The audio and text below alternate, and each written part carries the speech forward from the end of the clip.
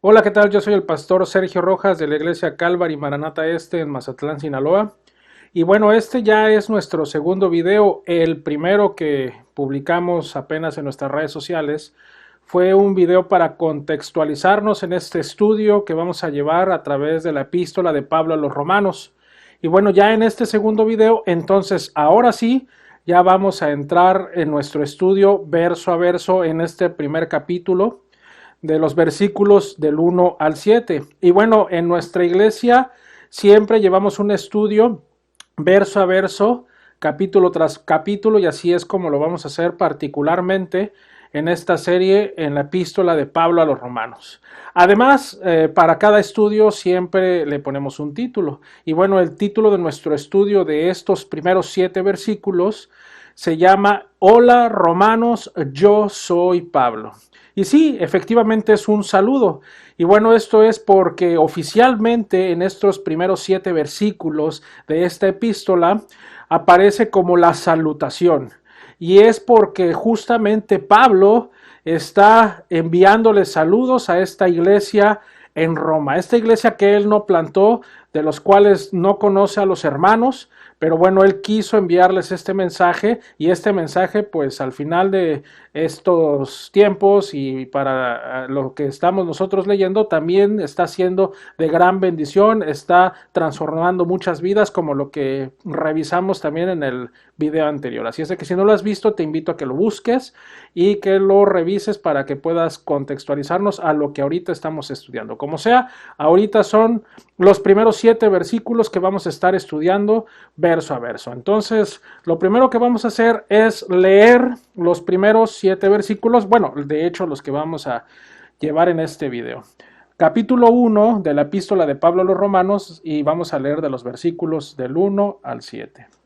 Y dice de la siguiente manera: Pablo, siervo de Jesucristo, llamado a ser apóstol, apartado para el Evangelio de Dios, que él había prometido antes por sus profetas en las Santas Escrituras, acerca de su Hijo nuestro Señor Jesucristo, que era del linaje de David según la carne, que fue declarado Hijo de Dios con poder, según el Espíritu de Santidad, por la resurrección de entre los muertos, y por quien recibimos la gracia y el apostolado para la obediencia a la fe en todas las naciones por amor de su nombre, entre las cuales estáis también vosotros llamados a ser de Jesucristo, a todos los que estáis en Roma, amados de Dios, llamados a ser santos, gracia y paz a vosotros, de Dios nuestro Padre y del Señor Jesucristo. Bueno, entonces antes de iniciar, vamos a poner este estudio en manos del Señor. Acompáñame a orar, por favor. Padre, te damos tantas gracias, Señor, porque el día de hoy estamos aquí ante ti estudiando tu palabra. Te pedimos que seas tú, Señor, el que abra nuestra mente y nuestro corazón para que podamos discernirla, Señor, y sobre todo para que podamos llevarla a la práctica. Te damos tantas gracias en el bendito nombre de tu Hijo Jesús. Amén. Bueno, entonces vamos a estudiar detenidamente estos primeros 7 versículos. Versículo 1 dice: Pablo, siervo de Jesucristo. ¿Quién fue Pablo? Pablo originalmente fue un judío que también tenía nacionalidad romana por el lugar en donde había nacido. Su nombre, que antes de su conversión, que tenía su nombre como romano, es Saulo de Tarso. Y esto es porque efectivamente pues había nacido en una ciudad que se llama Tarso. Y bueno, pues desde muy pequeño se fue a vivir a Jerusalén y ahí fue educado como judío fariseo para ser más específico, una secta religiosa de aquellos tiempos que eran muy estrictos con respecto al cumplimiento de la ley, lo que está en el Antiguo Testamento. Entonces, por parte de su madre era del linaje de Benjamín. Esto es muy, muy importante para los judíos que pues tengas por parte de la madre este linaje y una descendencia. Entonces, por lo tanto, Pablo tenía 2 nacionalidades. Eso es muy importante que lo sepas, que era romano y como tal, pues tenía también derechos romanos, pero también, bueno, pues él es judío por educación, por religión y también por descendencia, por parte de de la tribu de Benjamín. Bueno, sin embargo, él pues era un celoso cumplidor de la ley, como te lo había comentado, y fue un perseguidor incluso de la iglesia cristiana. Cuando él fue joven, estuvo persiguiendo cristianos, los buscaba para meterlos a la cárcel.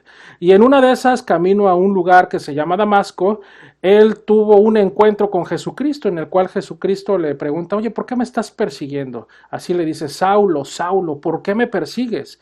De alguna manera diciéndole: oye, pues estás persiguiendo a mi iglesia, la estás capturando, estás consintiendo que incluso los maten, y entonces particularmente si tú haces eso con la iglesia, lo estás haciendo conmigo, ¿no? Eso fue lo que Jesús, bueno, en otras palabras, te lo estoy platicando de una manera pues más sencilla, pero esa es la manera en la que Jesús le comenta, ¿no? Y entonces él tiene un encuentro muy radical con Jesucristo, así como muchas personas lo han tenido, que están tal vez sumergidas en problemas de depresión, sumergidas en problemas de drogas o en algunas otras circunstancias, o tal vez hasta en una cuestión pues muy, muy fuerte, ¿no? Que no pueden dejar, y en ese momento conocen a Jesucristo, atienden al llamado y su vida es radicalmente transformada. Y eso mismo le sucedió a Pablo cuando tuvo este encuentro con Jesucristo.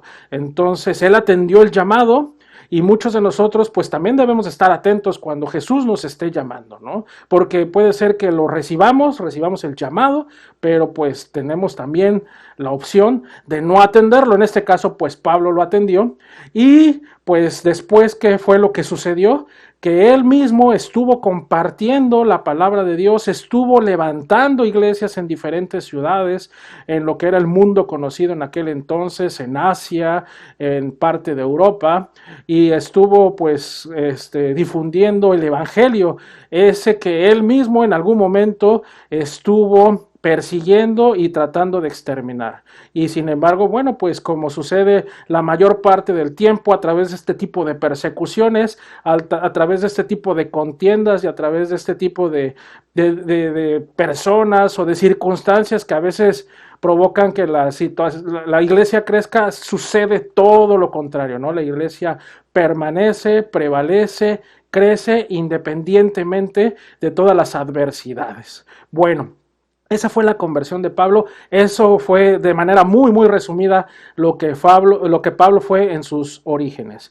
Y bueno, para entonces, pues Pablo nunca había visitado Roma, ¿no? Eso ya más o menos lo platicamos en el contexto de estos videos. Y él anhela hacer un viaje a Roma para poder él personalmente compartir el evangelio. Y como lo vimos en el libro de los Hechos, sí lo hace, pero en las circunstancias en las que él no se lo imagina, como muchos de nosotros le pedimos al Señor que las circunstancias sucedan de cierta manera, y siempre, a veces suceden, pero no como nosotros nos la imaginamos. Y no por el hecho de que no sea como nosotros queremos, no quiere decir que el Señor no esté obrando en nuestras vidas.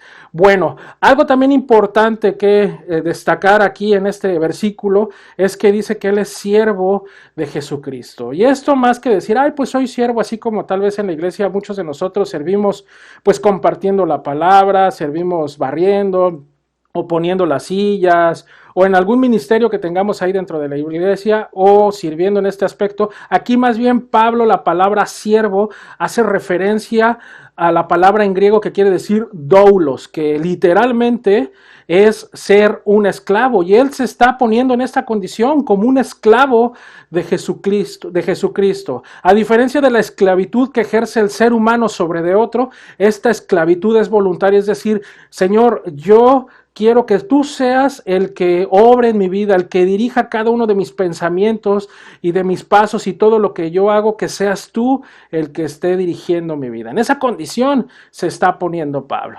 Y luego enseguidita en este mismo versículo dice, llamado a ser apóstol. Él está determinando aquí cuál es su autoridad. Yo fui llamado, ¿por quién? Por el mismísimo Jesucristo. De hecho, lo que te estaba platicando ahorita está en el libro de los Hechos, capítulo 9, versículo 15, donde el Señor le dijo a Pablo, Ve, porque instrumento escogido me es este para llevar mi nombre en presencia de los gentiles y de reyes y de los hijos de Israel. Perdón, aquí se lo está diciendo a Ananías, donde estaba diciéndole a Ananías que vaya y que busque a Pablo, ¿no? Para decirle que él es un instrumento escogido. Eso es un llamado por parte de Jesucristo para con Pablo, para llevar en su nombre mensaje hacia los gentiles, ¿no? Y no solamente gentiles, este versículo me encanta porque también menciona reyes y también a los hijos de Israel, o sea, en general a todos, ¿no? A los gentiles, a los principales, a los que tienen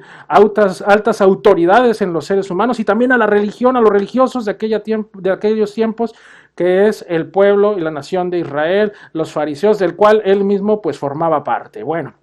Y además algo que también dice aquí, que él fue llamado a ser apóstol. Ahora quiero explicarte, lo voy a hacer de manera detallada, lo que significa el ser apóstol, porque a veces podemos llegar a tener confusiones, sobre todo que en estos tiempos muchas personas se autoproclaman el ser apóstoles e incluso muchos dicen, a mí dime apóstol, porque tal vez le queda como ya chico el ministerio de ser pues no sé, tal vez pastor, ¿no? O algún otro servicio o algo que estén desempeñando. Entonces déjame explicarte qué significa ser apóstol. Apóstol no es otra cosa más que ser un mensajero espiritual que fue puesto en el oficio específicamente por voluntad de Dios, no por el hombre. O sea, el hecho de ser apóstol no es que alguien te diga, a ver, ven, yo ahora te voy a convertir en apóstol y aparte me puedes pagar una membresía para que ahora ya formas parte del club de los apóstoles. No, esto es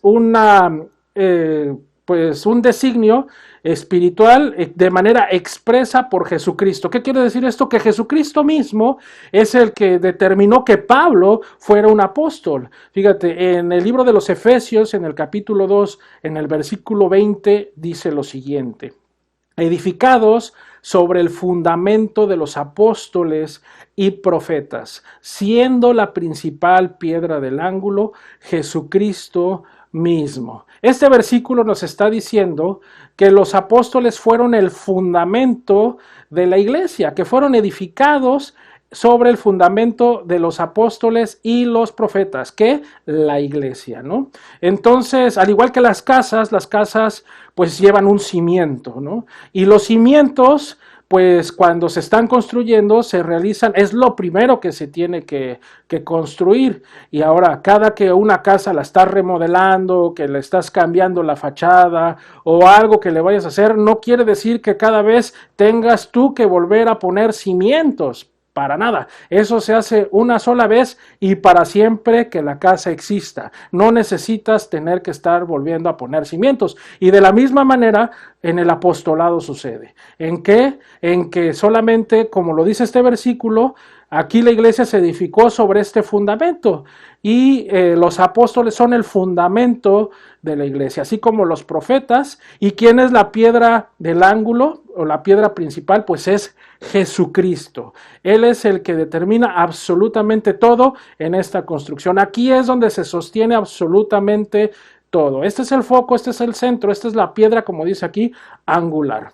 Entonces, 2000 años después, esto ya no está sucediendo. Ya los cimientos ya están establecidos. Por lo tanto, es que ya no pueden surgir nuevos apóstoles. Bueno, esto pues nada más quería como explicártelo para que lo tuviéramos un poquito más claro con respecto a si hay apóstoles o no en estos tiempos. Ya después haremos un estudio más completo sobre las características que debe de tener un apóstol, que tiene que ser un testigo de la resurrección de Cristo de manera presencial como lo fue Pablo, haber sido elegido explícitamente por Jesús y tener las capacidades de realizar señales y maravillas. Bueno, entonces después vamos a desglosar esto porque es tema para otro estudio. Ahorita regresando al versículo 1, además dice que después de haber sido llamado a ser apóstol, él fue apartado para el evangelio de Dios. Sí, apartado, así como lo haces en la fruta, cuando vas a la frutería y dices,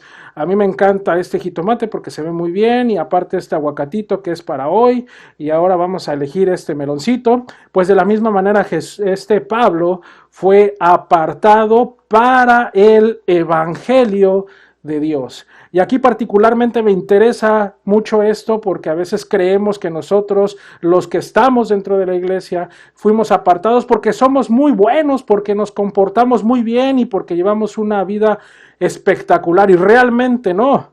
Realmente nosotros estamos aquí en la iglesia porque necesitamos a Jesucristo, porque nuestras vidas son imperfectas, porque también como seres humanos batallamos y porque no porque estemos en una iglesia nuestros problemas se hayan terminado. Por supuesto que no, pero sabemos que tenemos a Cristo, que Él es el que está todo el tiempo pues haciendo toda la obra por nosotros y que nosotros pues tenemos fe en Él. Bueno, entonces, de la misma manera, Pablo, él fue apartado para llevar el Evangelio, ¿sí? ¿Cuál Evangelio? Aquí dice claramente que es el Evangelio de Dios. Y de eso se trata absolutamente todo, del Evangelio de Dios. ¿Sí? Para eso es que Pablo fue llamado a ser apóstol, también fue un maestro y también un líder, ¿no? Entonces, en esas mismas condiciones, todos los cristianos, nada más que dentro de todo el cuerpo de Cristo, todos lo hacemos de alguna manera. Tal vez no todos enseñamos, tal vez no todos estamos en la mesa del café o en la bienvenida, pero todos de alguna manera tenemos que llevar este evangelio de Dios al mundo, para allá afuera.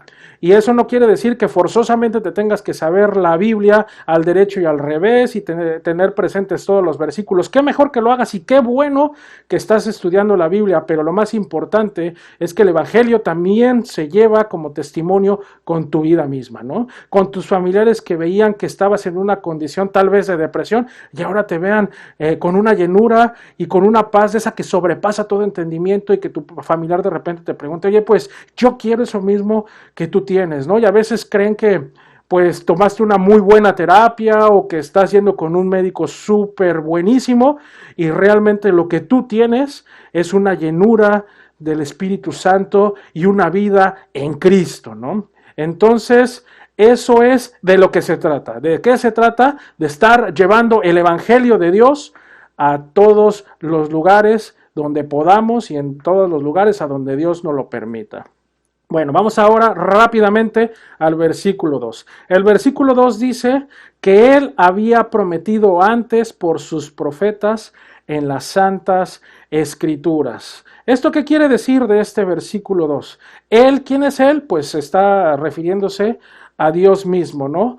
Y aquí Pablo les está diciendo que Dios había prometido este evangelio desde antes, o sea, no es algo que Pablo les esté presentando a esta iglesia de Roma como algo nuevo, algo que de repente le haya llegado como un sueño y que haya dicho, pues fíjate que se me ocurrió, que Dios me dijo, no, realmente aquí Pablo les está haciendo referencia y ahorita específicamente les va a decir cómo, desde las antiguas escrituras, ¿no? Desde las santas escrituras. Además lo está mencionando como que él había prometido antes. Y hay algo bien interesante porque, por ejemplo, desde Génesis ya está la promesa de la salvación. En el capítulo 3, versículo 15, dice, y pondré enemistad entre ti y la mujer. Aquí se está refiriendo a Satanás. Y dice, y entre tu simiente, la simiente de Satanás, y la simiente suya, que es esta mujer. ¿Cuál mujer? Justamente de donde desciende Jesús en su parte humana, ¿no? Que es María. Y ahora dice, este te herirá en la cabeza. Y bueno, pues todos sabemos que una herida en la cabeza es letal, y dice, y tú, que es Satanás, le herirás en el calcañar, que es en el talón. Y realmente una herida en el talón, pues no es mortal como una herida en la cabeza. Esto es a lo que se le conoce como el protoevangelio.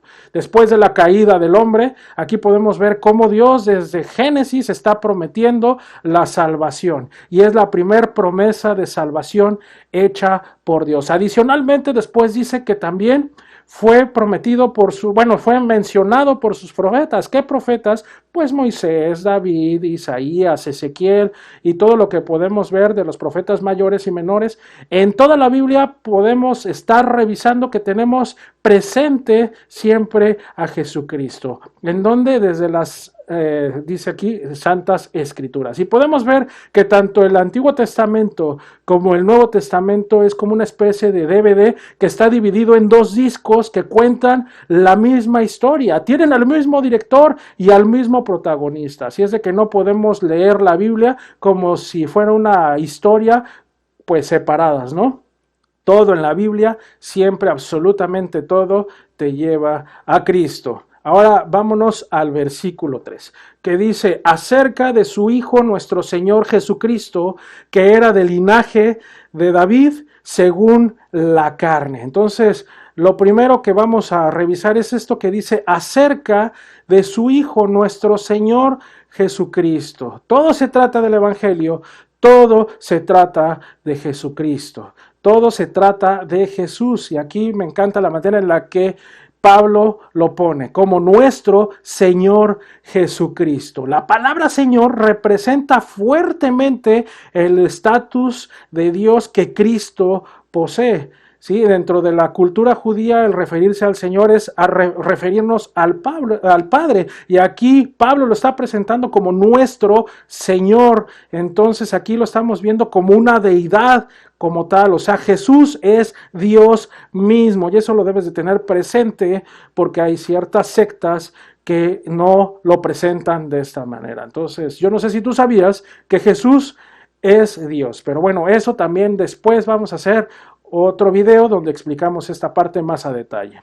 Ahora, me encanta esta contracción que Pablo pone aquí, que muchos la mencionamos, que es Jesucristo, y esencialmente es la contracción de Jesús y Cristo. Jesús, que es un nombre humano, y Cristo, que es el Mesías, el ungido. Ahora, después dice que era del linaje de David según la carne. Aquí está su humanidad. ¿Sí? Entonces, esta promesa, como lo dice en el versículo 2, que está prometido desde antes por sus profetas en las Santas Escrituras, aquí lo podemos revisar, por ejemplo, en Jeremías capítulo 23, versículo 5, que dice, he aquí vienen días, dice Jehová, en que levantaré a David renuevo justo. Ese renuevo justo es Jesús, y reinará como rey, el cual será dichoso y hará juicio y justicia en la tierra, como lo podemos leer en el libro de Apocalipsis. Bueno, vámonos entonces ahora al versículo 4. Ya pudimos ver cuál es la humanidad de Jesús, de qué linaje es del que desciende. Ahora vamos a ver su deidad en este versículo 4, que dice que fue declarado Hijo de Dios con poder según el Espíritu de santidad por la resurrección de entre los muertos. Él fue declarado Hijo de Dios. Esta es la deidad de Jesús. Y fue declarado Hijo de Dios como con poder. Y hemos podido leer en algunos de los evangelios que Jesús tiene todo tipo de poder y autoridad, por ejemplo, para echar demonios, sobre enfermedades, con la naturaleza, y algo que justamente nos tiene aquí, si no de alguna manera nuestra fe no tendría sentido, nuestra fe fuera vana, que tiene autoridad sobre la muerte misma. Vimos cómo Jesús pudo resucitar a la hija de Jairo, cómo pudo resucitar a Lázaro, y Jesús mismo resucitó de los muertos. Entonces fue declarado Hijo de Dios con poder, según el Espíritu de Santidad, que es el mismo Espíritu de Dios, el Espíritu Santo, por la resurrección de entre los muertos. La resurrección fue la comprobación final de que Jesucristo es todo lo que Él afirmó ser. Amén. Bueno, versículo 5 dice, y por quien recibimos la gracia y el apostolado para la obediencia a la fe en todas las naciones por amor de su nombre. Y por quien recibimos la gracia y el apostolado. Pablo lo recibió de Jesús mismo. Sin la gracia, Pablo no podría haber llegado a ser un apóstol, simple y sencillamente. De hecho, nosotros no somos salvos por nuestras obras ni por lo que hagamos, nosotros somos salvos por gracia. Así es de que siempre necesitamos la gracia de Dios. Sin la gracia, ninguna persona llega o puede ser llamada para pues hacer algo al respecto, ¿no? Nosotros necesitamos la gracia. Y aquí Pablo lo está determinando. ¿Para qué? Para la obediencia a la fe. Por fe es que una persona obedece el evangelio. A muchas personas les puedes compartir el evangelio, sin embargo, pues ya está en una cuestión personal, si por fe crees que Jesús es el Hijo de Dios, que dio su vida misma por ti en la cruz para que tú pudieras ser salvo. Además dice aquí que en todas las naciones, esto quiere decir que el evangelio es para todos, es universal, es para gentiles, es para judíos, es para griegos, es para norteamericanos, para canadienses, para mexicanos, hasta para los de Catepec como yo, para todos es el evangelio. ¿Por qué? Por amor de su nombre, dice aquí. Un nombre va ligado a una reputación. Nosotros a veces cuando vamos al centro comercial compramos azúcar de cierta marca porque tiene una reputación que no es tan dañina, que no tiene tantas toxinas, o incluso cuando vas a querer comprar un carro a la agencia, pues vas específicamente a un lugar donde sabes que esa marca tiene reputación y que te van a atender bien y muchas otras cosas de este tipo, ¿no? Entonces, de alguna manera nosotros, por amor de su nombre, sabemos que no vamos a tener ningún tipo de vergüenza, sino más bien honor. ¿Honor en qué? A los que estamos cerca de Jesucristo, el cual es su nombre por sobre todo nombre. Y bueno, vamos a los últimos dos versículos. El versículo 6 que dice, entre los cuales estáis también vosotros llamados a ser de Jesucristo. Sí, tú también estás siendo llamado a ser parte de toda esta comunidad que se llama vivir en Cristo o ser cristianos, ¿no? Que específicamente es una relación personal con Cristo. Esta es una relación personal. Entonces tú también estás siendo llamado. Así como Pablo en algún momento fue llamado y él atendió este llamado, pues tú también estás siendo llamado. Versículo 7. A todos los que estáis en Roma, amados de Dios, llamados a ser santos, gracia y paz a vosotros de Dios, nuestro Padre, y del Señor Jesucristo. Bien, aquí Pablo sabe dos cosas de estos cristianos. Por eso dice, a todos los que están en Roma, punto número 1, les dice, amados de Dios. 2, llamados a ser santos. Entonces, no lo eran, pero atendieron el llamado, así como lo que nos escribió Pablo en este versículo 6. Y se despide de esta salutación, ¿sí? Con gracia y paz a vosotros. Y esto más que un saludo amable, es algo que presenta Pablo como un regalo divino. Gracia, que es la palabra charis en griego, y paz, que es la palabra shalom en hebreo o en judío. Esto es, pues, de Dios nuestro Padre y del Señor Jesucristo. Es la manera en la que Pablo se está despidiendo. Entonces, con esto terminamos el estudio de estos primeros 7 versículos. Terminamos también la grabación de este segundo video de esta serie de la epístola de Pablo a los romanos. Así es de que, pues, mantente atento del siguiente video. Para mí es un verdadero honor estar compartiendo la palabra de Dios. Te agradezco mucho y sobre todo que te pido que nos mantengamos en oración. Gracia y paz a todos vosotros. Que Dios los bendiga.